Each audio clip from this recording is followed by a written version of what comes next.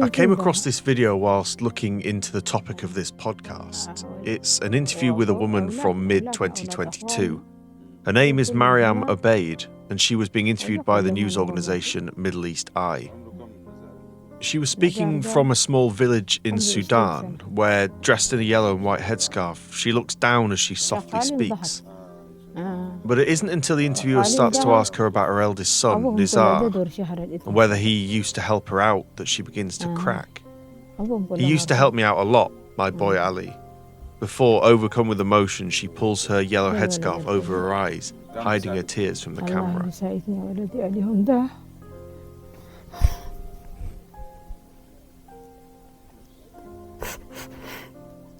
You see, Nizar had taken on the responsibility of supporting his family. And to do that, he began mining for gold in the neighbouring country, Central African Republic. Mariam composes herself, lets the headscarf fall a little from her face, and then she says, "The Russians killed him." Welcome to Deep Dive from the Global Initiative Against Transnational Organised Crime. I'm Jack Megan-Vickers. And this is the Wagner Group in Sudan. Part 2. It's the worst kept secret in Sudan.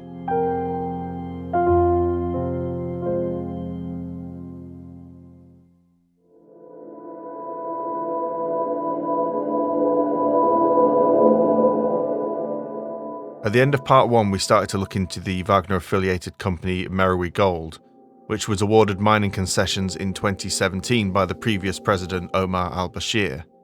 Protests by artisanal miners resulted in the death of one of those miners, and it's alleged that the shots were fired by a Wagner mercenary. Please go back and listen to the previous episode. It'll introduce you to all the key players in this story and give you the context for this episode. Okay, so let's take a closer look at those contracts awarded to Merowe Gold. First and foremost, in Sudan, a foreign mining company with a mining export license must set up a production company after any discovery. The Ministry of Minerals gets 30% of the shares of these production companies. What makes Merowe different is that Omar al-Bashir, when granting that initial license, waived that right. This happened 3 more times with 3 different locations over the next couple of months. So the obvious question is why? This is Kholoud Khair, the founder and director of Confluence Advisory, which is a think tank in Khartoum.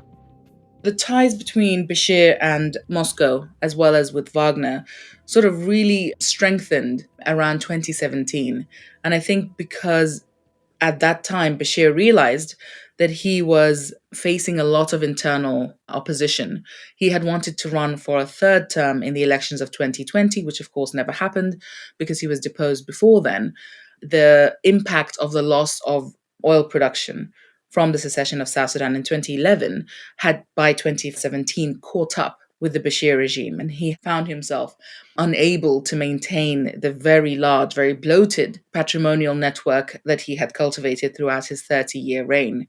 And so he needed to be able to find a partner that would be able to support that. So, that's where Wagner was able to come in, not just as a private military company and not just as a military partner, but also as an economic one. And so that's when we saw M-Invest, a company that is headed by Evgeny Prigozhin, who, of course, runs Wagner, set up Merowe Gold in Sudan. And that then allowed the Bashir regime to really make the most out of not just gold production in the traditional sense, but also make the most out of artisanal mining and sort of being able to extract more out of gold tailings than just what is readily extractable from the rocks. And so this has sort of allowed this shadow economy around gold to mushroom from 2017 onwards. Remember, the Wagner Group were invited into the African countries in which they operate. But it's also important to recognise that they are often invited by weakened autocratic governments who are seeking support against an internal threat. And that is part of Wagner's strategy. We know this because of a cache of leaked documents from Wagner itself. Back in 2019, when these documents were passed to the Dossier Centre, an investigative unit based out of London and funded by exiled Kremlin critic Mikhail Khodorkovsky, these documents highlighted Russian ambitions on the African continent. Now, that is nothing odd. The United States and China, as well as other Western countries like France, have what they see as strategic interests on the continent, just like they do in other parts of the world. But what makes this leak so interesting is that this push into the continent was being led by Yevgeny Prigozhin, the leader of the Wagner Group.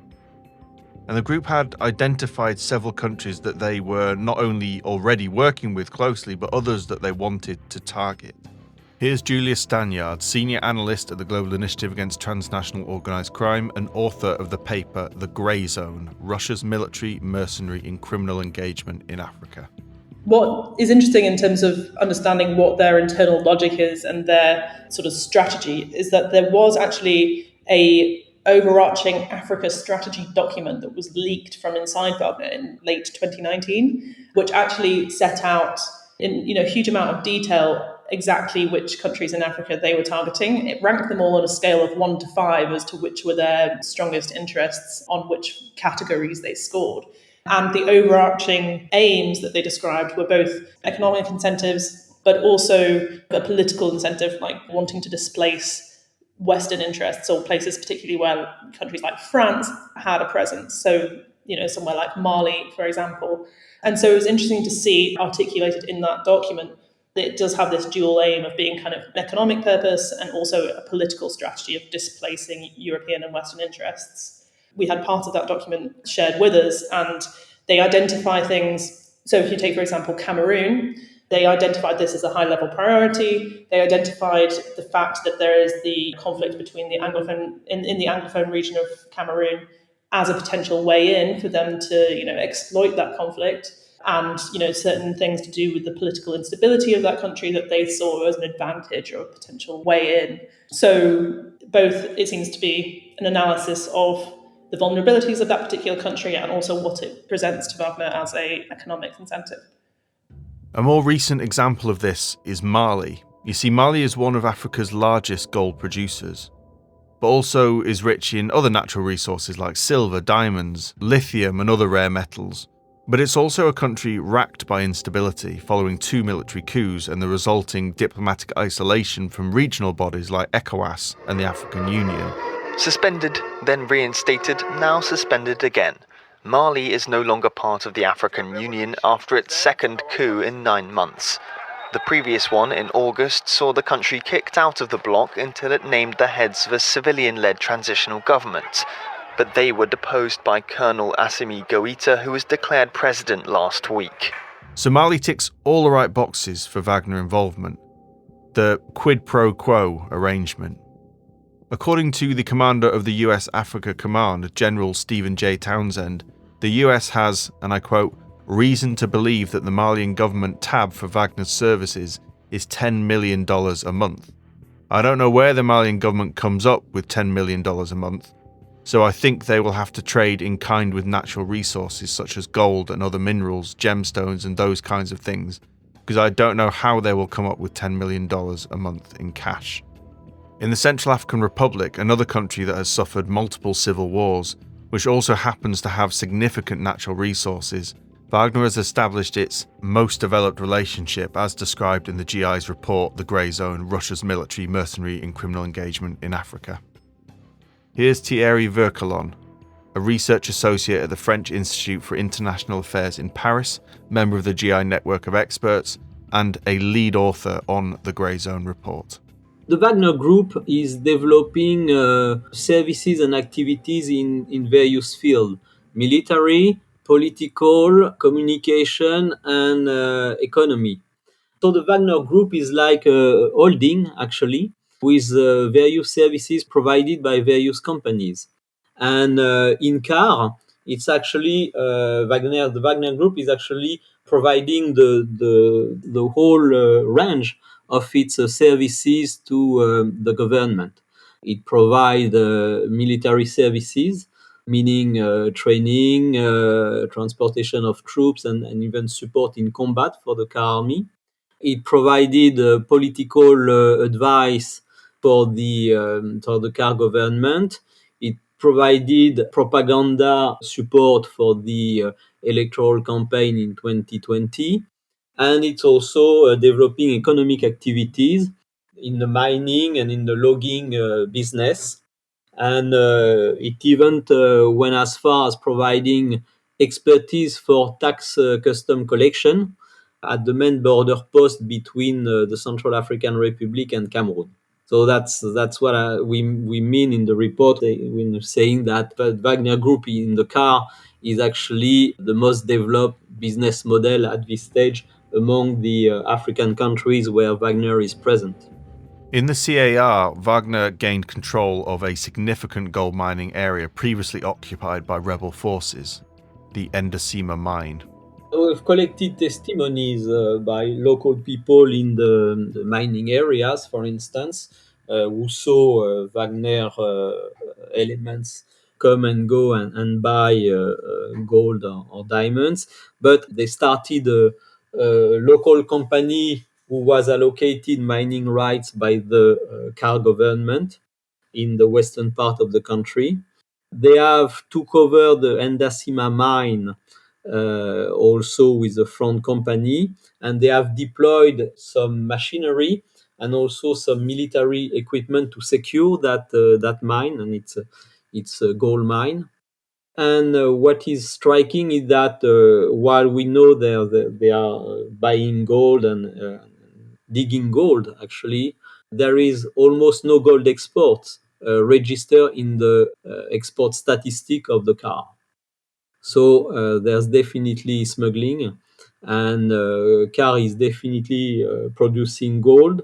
Wagner is definitely involved in the exploitation of gold, but still there is no sign of that in the trade export statistics. Remember the story about the artisanal miner that was killed in Sudan, allegedly by a Russian guard? Well, levels of violence allegedly perpetrated by Wagner in the CAR and Mali have been much higher than in Sudan. Here's Kholoud again.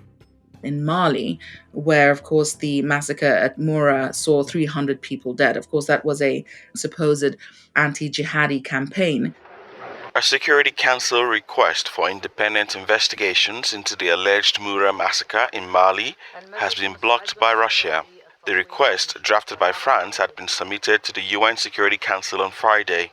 According to several diplomats, Moscow opposed it, supported by Beijing.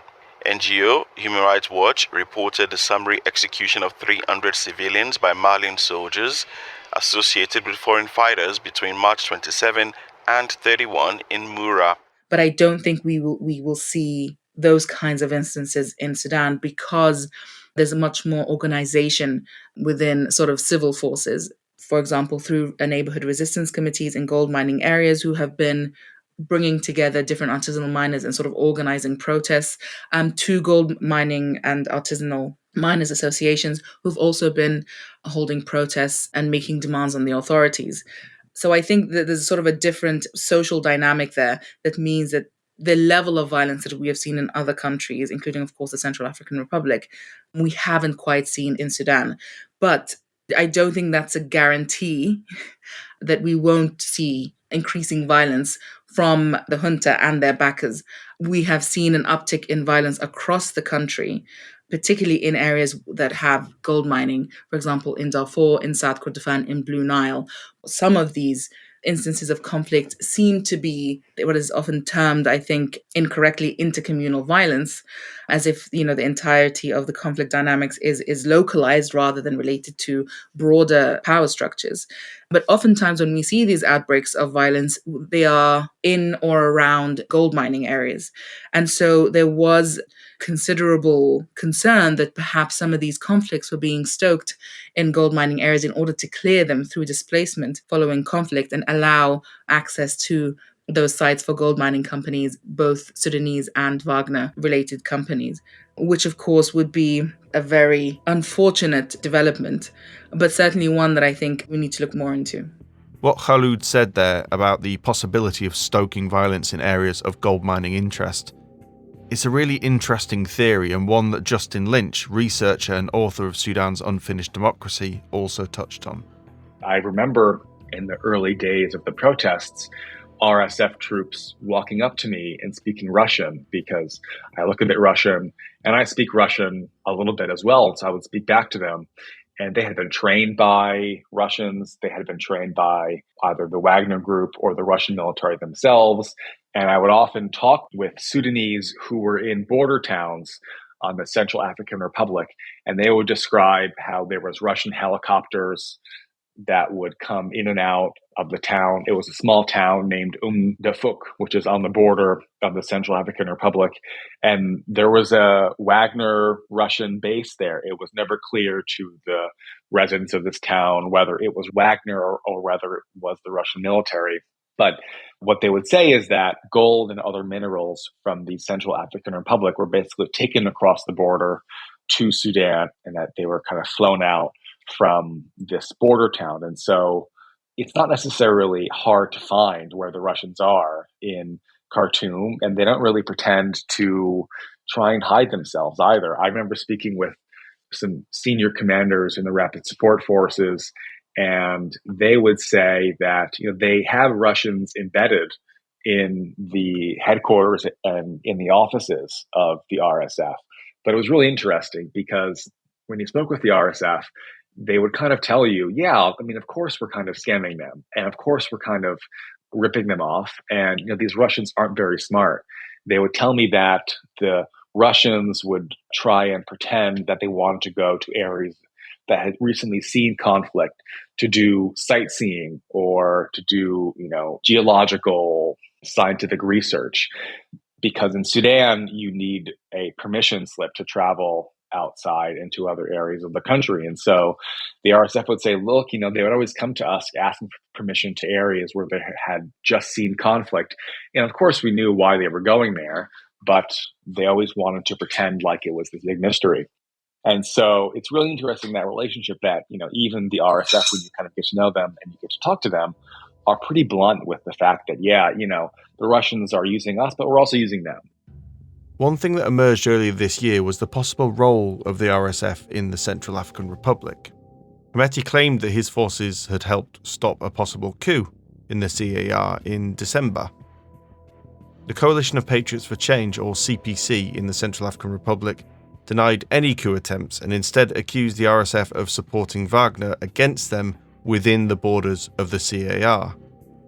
Dafuk, the place that Justin just mentioned, is an interesting place because it is a site of a Wagner base, and it's close to traditional artisanal gold mines, but it's also right on the border with the Central African Republic, where Wagner has a significant presence.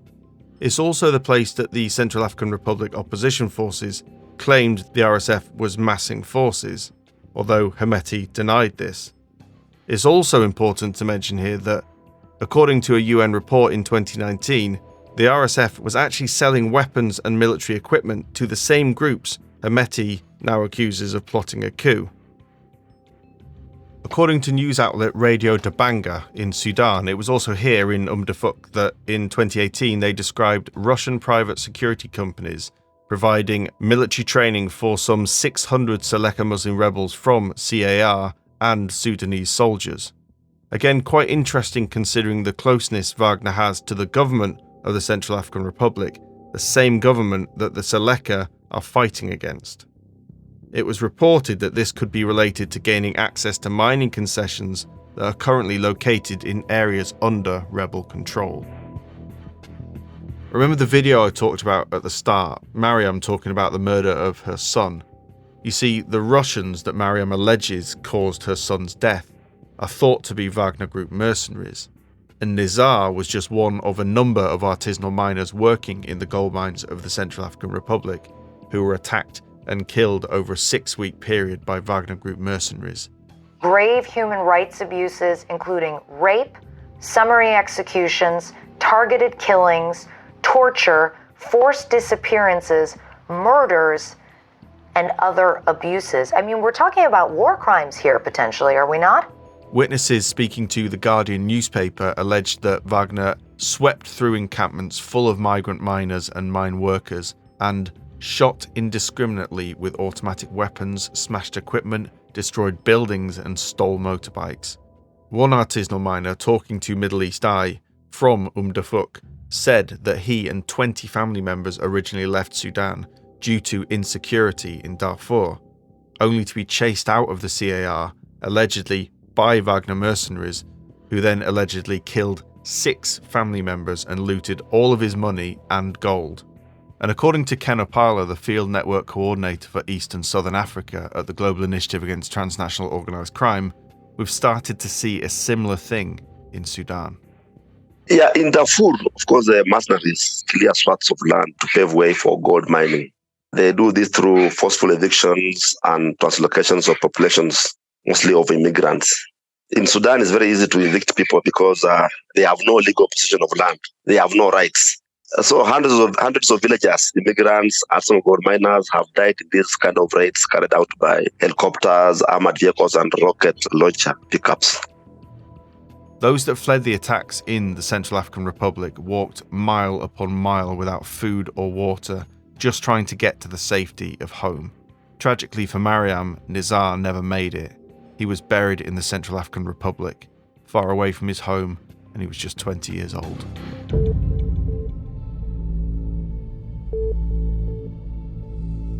We've talked a lot about Wagner and the Rapid Support Forces, the RSF. But what about the Sudanese Armed Forces, or SAF? The Sovereign Council is run not by Hemeti, but a man called General Abdel Fattah al-Burhan. And the Sudanese military similarly have a working relationship with Wagner and the RSF. Here's Kholoud Khair. It's a relationship that is, I would say, it's one of the best kept secrets, but it's also, the worst kept secret in Sudan, because neither side fully admits to having a relationship with the other. There is a symbiosis, It seems that Russia needs the RSF and to some extent the Sudanese government as well in order to extract gold, and the Sudanese government needs Russia and its ability to look the other way on human rights abuses and illegal activity. And because of that, you actually have a very difficult thing to penetrate, even when the writing's very much on the wall. And we know that the Sudanese government in all its guises, through RSF, through the Sudan Armed Forces, through military intelligence as well, all parts of the Sudanese coup regime or the junta is embedded with Wagner's operations in Sudan. And so it becomes very difficult to see how those things can be extricated from each other, but two, how then you can work alongside members of the junta to bring about a democratic dispensation that actually in the sort of short and medium term, as well as long term, may not serve them or their benefactors in Moscow. So what we have, for example, today is the criminality, I think, behind the gold smuggling industry being effectively center stage for how the junta has conducted its operations in Sudan.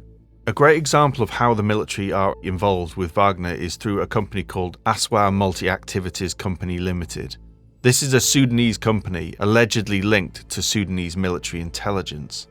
Merowe Gold contracted this company to provide military planes.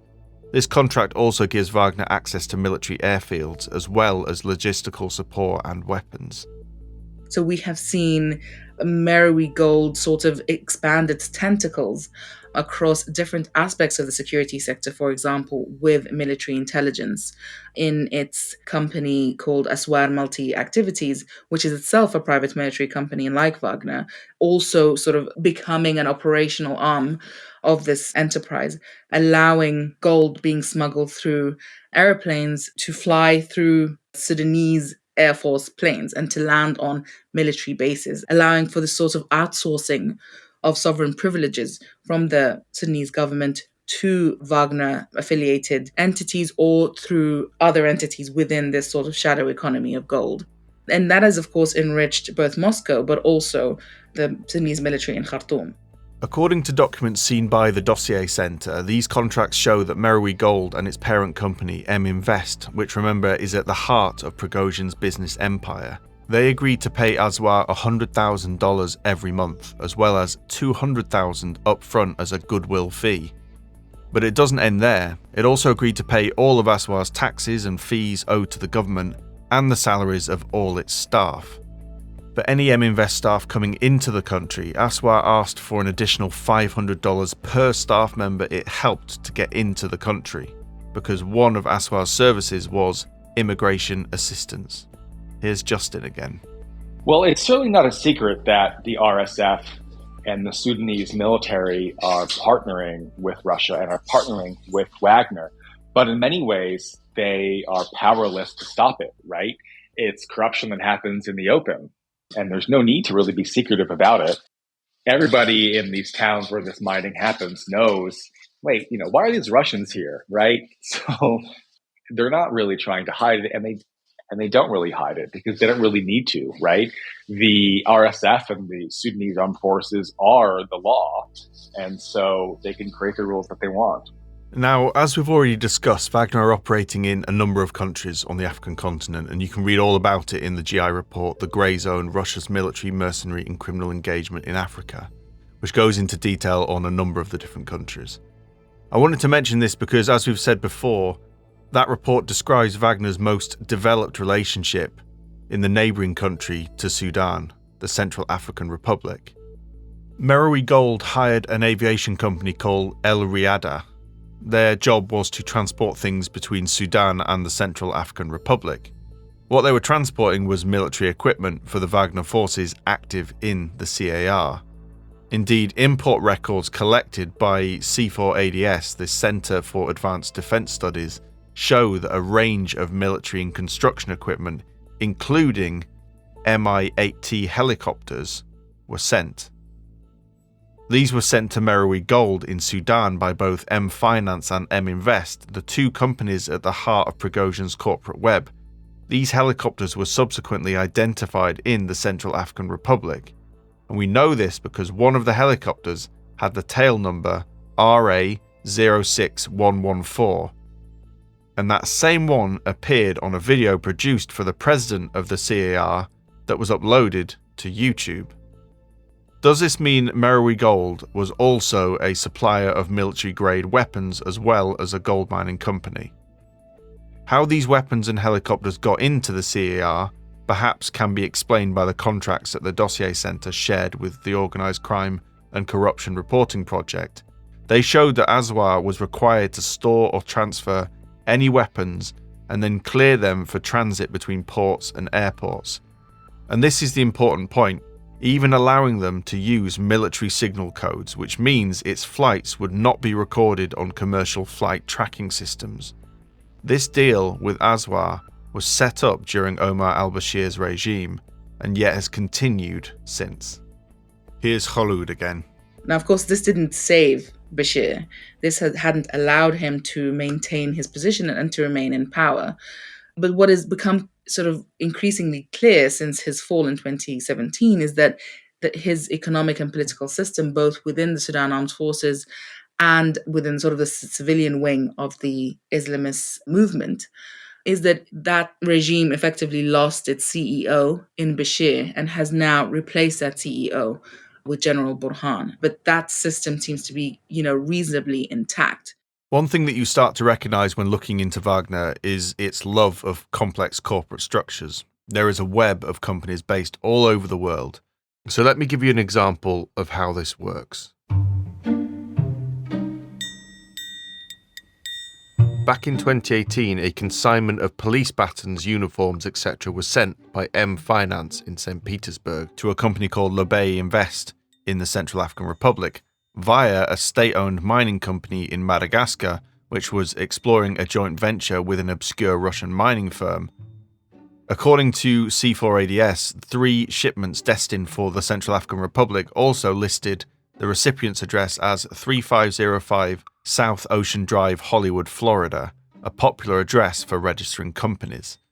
In July 2020, the US Department of the Treasury sanctioned M Invest and Merowe Gold. According to the US, they enabled Prigozhin the ability to evade sanctions, and they claim that to oversee its activities on the ground, M Invest relies upon its subsidiary, Merowe Gold.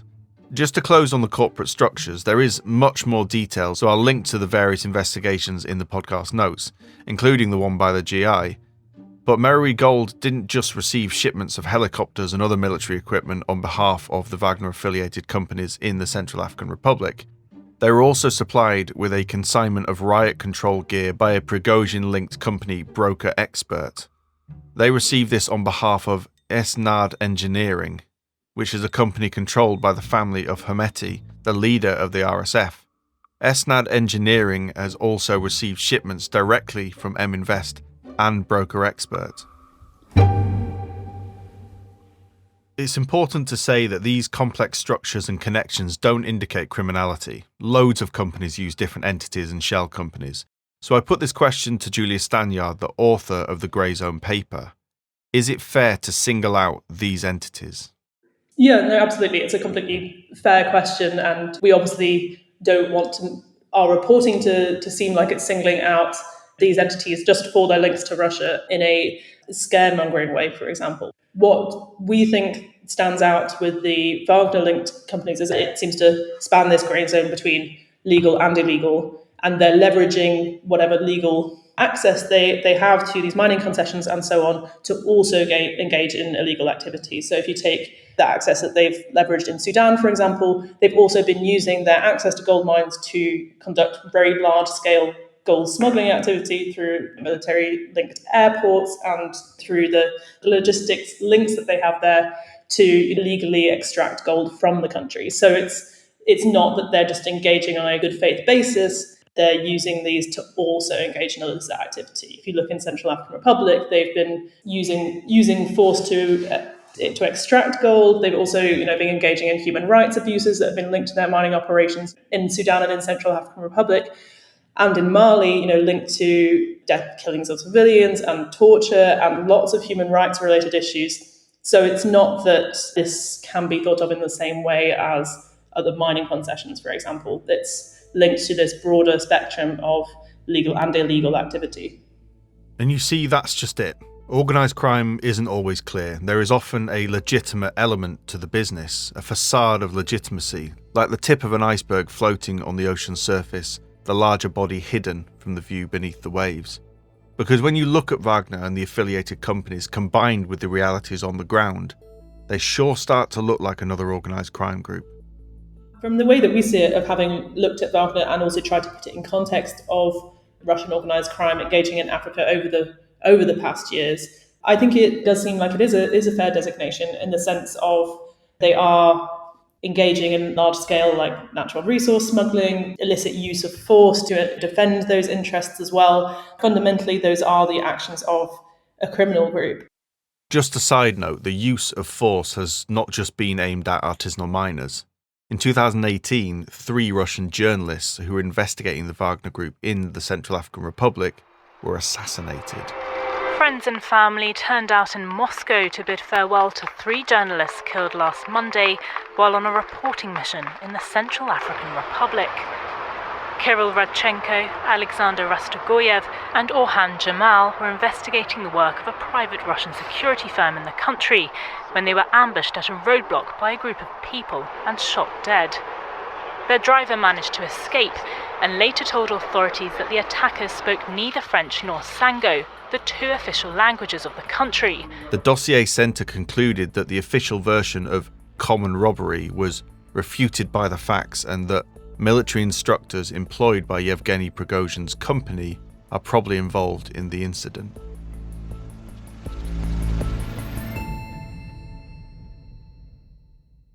Now, you might have realised that I've been referring to Merowe Gold in the past tense, and that's because the company sold its tailing processing facility to a company called El Salaj for $1.8 million. But it doesn't take much to see beyond the facade as shown in this CNN investigation. As we approach, the red flag of the former Soviet Union blows in the wind. Increasingly used by Russian nationalists, it brazenly marks the Merowe Gold compound. A Russian tanker sits next to it. We get to the entrance and decide... CNN's chief international investigative correspondent, Nima El-Bahir, asked, "Is this the Russian company?" At which point the security guard, dressed in his Borussia Dortmund shirt, said, "Yes." Then the reporter goes on to ask if they can see the Russian manager. According to CNN's investigations, the transfer of Merowe Gold's assets to Al Salaj was because the company needed to be obscured due to too much US scrutiny. They needed front companies. Here's Ken Opala. Well-connected South Sudanese are the fronts for Russian companies in Sudan. These are people close to or relatives of top military leaders. They own companies here and there that do business with the government. And if you look closely, these companies have Russian connections. But after the coup against Omar al-Bashir, the Anti-Corruption Committee blocked it, calling the transfer a crime against the state because it's illegal in Sudan to have an undeclared foreign partner. A month after this report, the second coup took place in October 2021, at which point the new military government dismantled the committee and waved the transfer through. In addition to this, a number of employees of Merowe Gold now list their company as El Salaj. In February this year, the head of security of El Salaj was arrested for trafficking 5 kilograms of gold. Allegations the employee denies. Although the CEO rightly pointed out that if these allegations are correct, it doesn't mean the whole company is doing something illegal. It's also important to note that Al Salaj states that they have no ties to Wagner. The gold industry has huge potential in Sudan. They're currently the third largest producer of the metal after Ghana and South Africa, but the important word there is potential. According to some, it's underdeveloped and accounts for just 4% of GDP. Here's Khaloud again. Yeah, I mean, gold has become central to Sudan's economy. Sudan is not a poor country. So it's just consistently been poorly managed because of the way that several regimes, certainly the Bashir regime and now the junta, have sort of focused on the extractive industry in order to ensure their political survival. It has led to, I think, an overemphasis on gold. And so gold has become the most important resource in Sudan, even if it may not ordinarily be so in a much healthier economy. Now, bear in mind that according to Bloomberg News, Sudan's central bank reported that the country exported 27 tons of gold, worth around $1.6 billion in the first 9 months of 2022. But the Sudanese government has also said that as much as 80% is likely smuggled across its borders. A recent CNN investigation said it could be as high as 90%. If that percentage is correct, it's worth around $13.4 billion. In 2021, 32.7 tons was unaccounted for, which is $1.9 billion, although many considered this an underestimation. Regardless, these numbers are huge. And as a consequence, journalist Mo Hashim, who we heard from in the last episode, has a different view on the importance of gold to the Sudanese economy at the moment.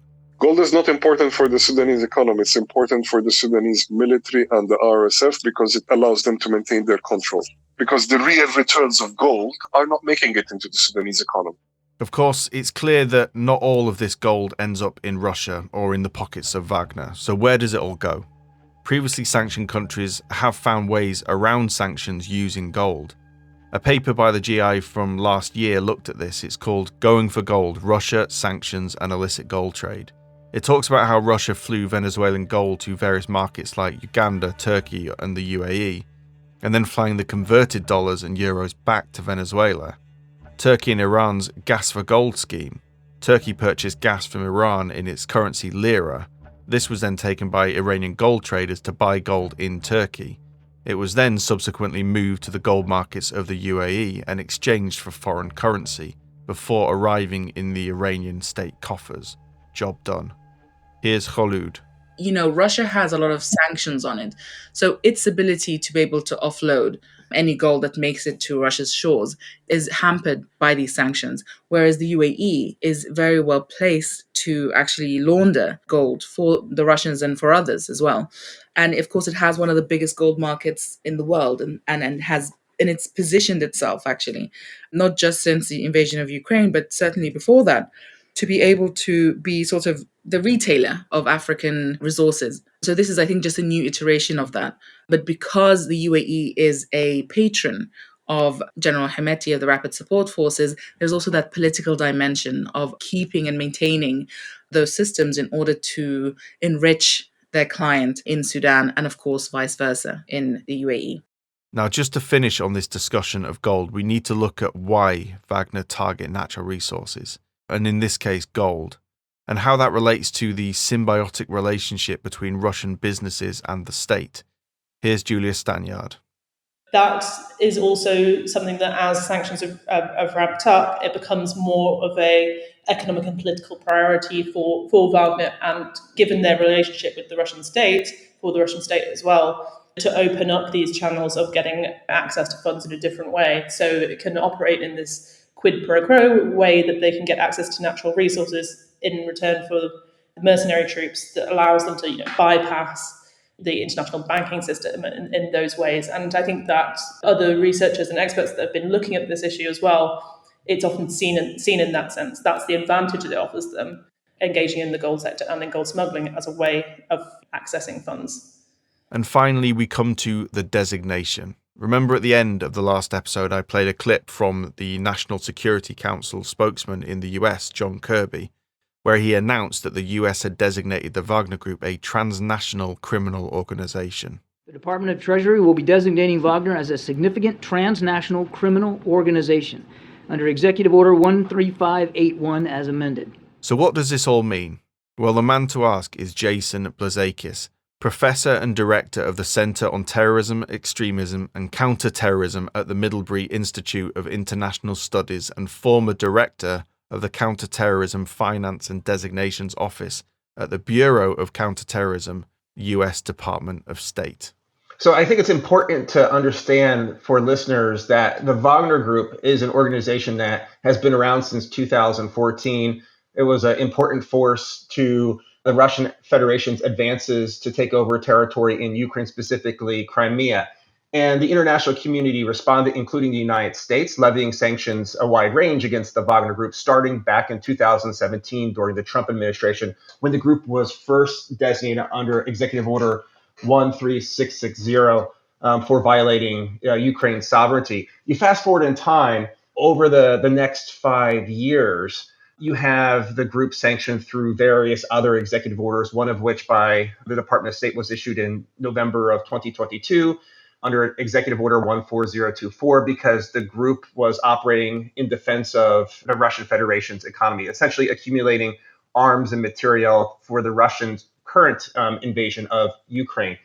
So under that backdrop, the most recent transnational criminal organization designated by the United States, which was culminated about a month ago, that executive order is one in which labeled the group a criminal organization. But the United States, interestingly enough, announced the designation 1 week before they actually had the designation culminate and get finalized. And I think that's indicative of the fact that the tool itself didn't bring anything new to the fight against Wagner, because Wagner already, as an organization, was subject to restrictive measures and sanctions by the United States. The value in the designation is more symbolic, and I think it's in the sense of the organization being called out for its criminal activity across the globe, which is absolutely something that they've been engaged in places like Africa, for instance.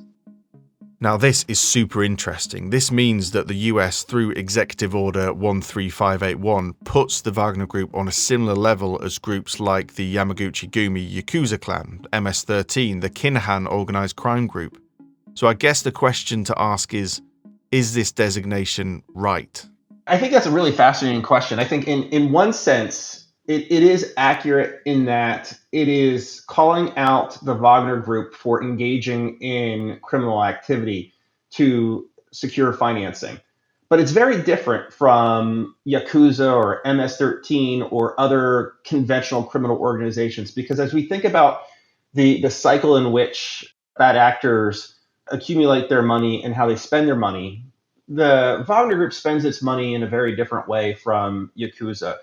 Wagner is spending its financing to carry out politically motivated acts of violence in a wide range of places like Ukraine. They're literally paying for their members to go fight a war. And in that sense, it's very different from groups like the Yakuza or MS-13, who certainly wouldn't spend their money along those lines. They want to keep their money. They want to use that money to further their business operations. Wagner is different in that respect. They're using their money to further some of the political objectives of the Russian Federation as it relates to Russia's war in Ukraine. So Wagner have been designated a transnational organized criminal group, at least according to the United States. Yet, as Jason says, it doesn't really bring anything new to the fight. Then what does this actually achieve in places like Africa? I think that the impact that the designations will have and have had in Africa have been minimal. There haven't been any reports that reflect that the Wagner Group has had any assets frozen because of the designations. There haven't been any individuals arrested because of the designations. We haven't seen since 2017, Wagner's been designated, any African states such as Mali, Central African Republic, Sudan, distance themselves from the relationship that they have with Wagner because of the designation. So it's going to be very difficult to implement these designations because Wagner, as an organization, is filling a void these countries perceive that they have in their national security architecture. And that is chiefly the ability to combat extremist groups in their territory. And there's no doubt that there has been an expansion of ISIS activity and Al-Qaeda activity in Africa, particularly West Africa, that is of great concern to countries like Mali and the Central African Republic. Now, the deal Wagner has struck with these countries, providing security for access to natural resources and to gain access to things like timber in the Central African Republic or diamonds in the Central African Republic or gold in Sudan or gold in Mali. They receive the benefits of having this relationship financially, and they gain access to commodities that are portable, can be moved very easy, and aren't susceptible to sanctions measures, right? These are things that could help evade sanctions, and it's very important in that context. But what these countries really aren't getting, though, what Wagner promised to them is more security in fighting actually ISIS and Al-Qaeda. If anything, ISIS and Al-Qaeda have expanded since Wagner's been on the ground in these countries. But on the flip side, countries like the United States and Western Europe haven't really invested in the way that they probably should have in places like Central African Republic and Mali. And I think there's this desperation that exists on the continent as it relates to the invitation Wagner has received. It's one that is an invitation that is based on desperation. But we also have to be mindful of the kinds of governments that are working with Wagner right now. And they tend to be more of an authoritarian strain. Mali, of course, had a coup in which we now have senior military leaders who run the country. So it's also interesting to see the kinds of countries Wagner is operating in as well, countries in which there is more of an authoritarian grip. And it's not just the US that has ramped up sanctions against Wagner and those individuals and companies associated with the group. The EU recently announced that 8 individuals and 7 entities were placed on the EU global human rights sanctions regime. These included Merowe Gold and its director, who were accused of exploiting and exporting of Sudanese gold to Russia. M-Invest, described as a cover entity for the Wagner Group's operations in Sudan, and that it provided support for such abuses committed in Sudan. The Wagner designations are related to the broader US, UK, EU, the West, for lack of a better phrase, is efforts to counter the ability of the Russian Federation to garner finance as it's under crippling sanctions. And Wagner is an important group because, again, it is involved in harvesting precious minerals and things like timber that could allow the Wagner Group and the Russian Federation, by extension, to circumvent the designations which are significant that have been placed on the Russian Federation. The Russian Federation is generally blackballed from the formal financial system of the international community, and it needs to be creative in how it secures financing. And we're at a point now where the United States and other governments absolutely recognize that the Russian Federation is being created through the auspices of groups like Wagner. So in that sense, it is part of that broader counter-Russian strategy to essentially ensure that the Russian Federation can't accumulate as many resources as it needs to further wage war in Ukraine. The outcome of the current fighting between the Sudanese armed forces and the rapid support forces could have a huge impact on Wagner and its ability to operate. But equally, we saw how quickly and dynamically they were able to pivot after the fall of Omar al-Bashir. But right now, for the people of Sudan, there is a greater concern, and that's the ongoing violence. And so before ending, I wanted to share with you what Mariam al-Mahdi said, the former First Minister of Sudan, who resigned after the second coup in 2021, speaking to Al Jazeera on Saturday, the 15th of April. I am here sitting in my house, listening to the voices of the exchange of armor, listening to the voice of the airplanes above the skies of Khartoum, the capital. And I really feel very sad and very angry. Actually, I'm enraged. And I say to both of them, shame on you, both of you. You have been entrusted for this great revolution, and you already committed an nonsensical coup. And we came back to our senses as Sudanese, rational people and wise leaders.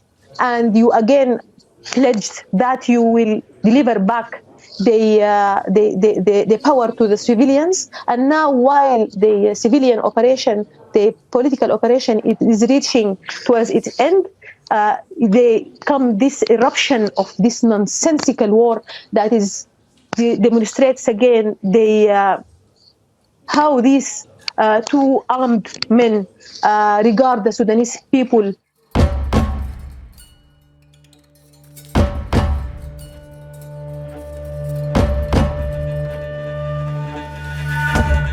That's it for this episode of Deep Dive from the Global Initiative Against Transnational Organised Crime. I'd like to thank Mo, Kholoud, Ken, Justin, Thierry, Julia and Jason for being part of these podcasts. If you want to read the GI report, The Grey Zone, it's available in the podcast notes.